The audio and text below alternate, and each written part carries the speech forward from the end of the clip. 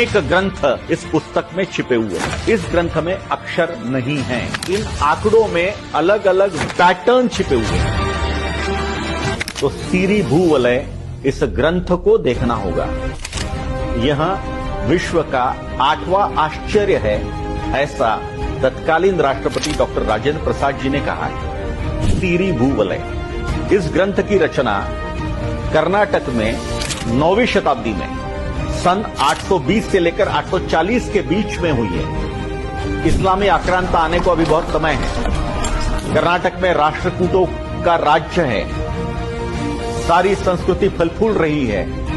ऐसे वातावरण में जैन मुनि कुमुदेंदु ऋषि जी ने इस ग्रंथ की रचना की। इस ग्रंथ की खासियत क्या है? तो जो साधारण ग्रंथ होते हैं वे ग्रंथ हम वर्णमाला के अनुसार पढ़ते हैं, अल्फाबेट्स में पढ़ते हैं, अक्षरों में पढ़ते हैं। इस ग्रंथ में अक्षर नहीं है। इस ग्रंथ में आंकड़े हैं। और वो आंकड़े भी कैसे?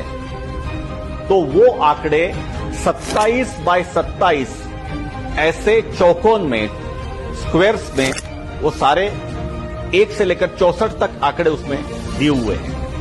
अब इसको अगर समझना होगा तो जैसे सुडोकू एक क्विज है, उसको हम उसकी ठीक से रचना करते हैं, उसी प्रकार वो छोटा होता है। ये 27 बाय 27 के स्क्वायर में दिए हुए आंकड़े हैं। अब इसकी विशेषता क्या है? इसकी विशेषता यह है कि इन आंकड़ों में अलग अलग बंध छिपे हुए हैं। बंध छिपे हुए यानी पैटर्न छिपे हुए हैं। और वो पैटर्न के अनुसार अगर हम जाएं तो उसमें से एक एक ग्रंथ निकलता है। उदाहरण के लिए यहां पर अगर 4 लिखा है और मैं हिंदी में पढ़ रहा हूं इस ग्रंथ को, तो 4 यह क ख ग घ, तो 4 मतलब घ है, तो मैं उसमें घ लिखूंगा। अगला अक्षर उस पैटर्न के अनुसार 27 आता है।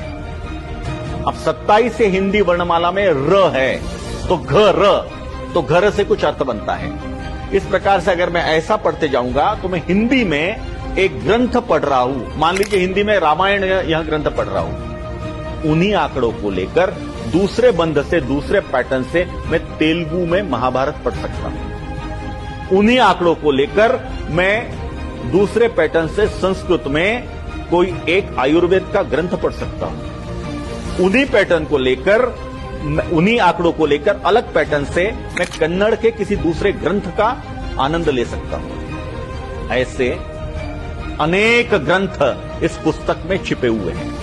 मुनि कुमुदेंदु जी का कहना है कि 17 लिपि, स्क्रिप्ट और 718 भाषाओं में, इसमें डायलेक्ट्स भी शामिल है, अनेक ग्रंथ इसमें पढ़े जा सकते हैं। ये एक प्रकार की कोडिंग सिस्टम है और अद्भुत है।